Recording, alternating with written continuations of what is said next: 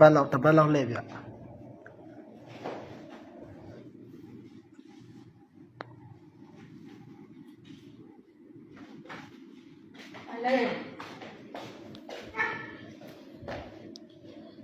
မင်းကကိုယ့်ရဲ့ model လေးပါကွာတောင်းမြင့်မှာစီအောင်ပါ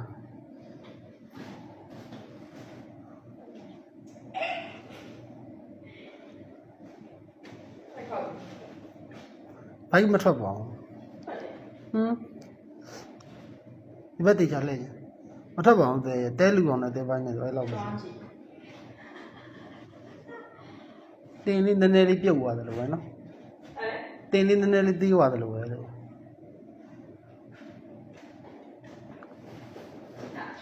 လာတယ်